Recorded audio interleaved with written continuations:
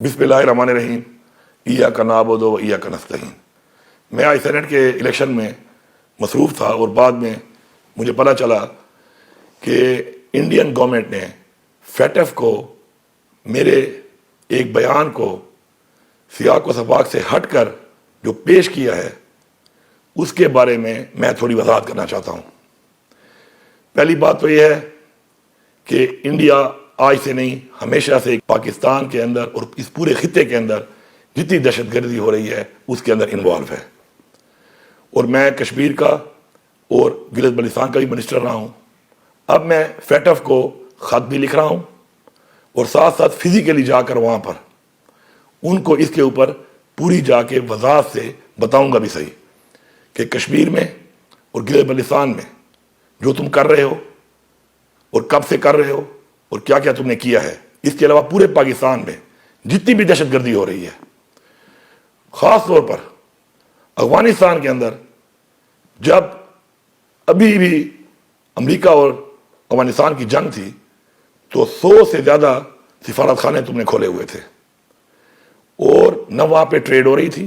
نہ انویسٹمنٹ ہو رہی تھی، نہ سفارتکاری ہو رہی تھی۔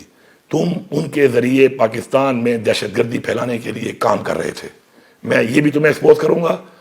پورے پاکستان کے اندر دہشت گردی، بالخصوص بلوچستان کے اندر جو تمہارا کردار ہے دہشت گردی کے اندر، میرے صوبے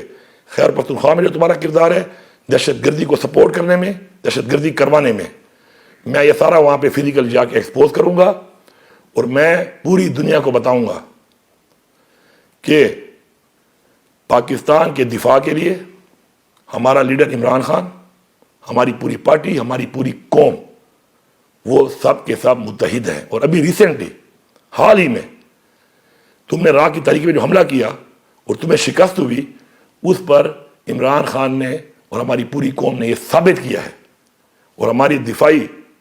فورسز نے یہ ثابت کیا ہے کہ ہم تمہارا بندوبست کرنا جانتے ہیں۔ میں یہاں پہ واضح طور پہ کہتا ہوں کہ اس پورے خطے کے اندر دہشت گردی کے اندر یہ انڈیا انوالو ہے، چاہے وہ چائنیز پہ حملے ہوں، چاہے وہ کسی ترتیبات پہ حملے ہوں، یا کوئی بھی کسی طرح کی دہشت گردی جو اس ملک پہ ہو رہی ہے اس کے تانے بانے انڈیا سے ملتے ہیں۔ اسی طرح میں یہ بھی واضح کرنا چاہتا ہوں کہ ہمارے پختونوں نے کشمیر کو آزاد کرایا تھا، اور انشاءاللہ وقت آئے گا کہ یہ جو باقی کشمیر اس پہ تم نے قبضہ کیا ہوا ہے، انشاءاللہ ہم پختون اس کو بھی انشاءاللہ آزاد کروائیں گے۔ اور میں تمہیں پیغام دے رہا ہوں کہ ہم تمہاری طرح بزدل نہیں ہیں کہ ہم رات کی تاریکی میں آئیں، نعرہ لگا کے آتے ہیں، اگلے کو بتا کے آتے ہیں، اور انشاءاللہ ہمارا ایمان ہے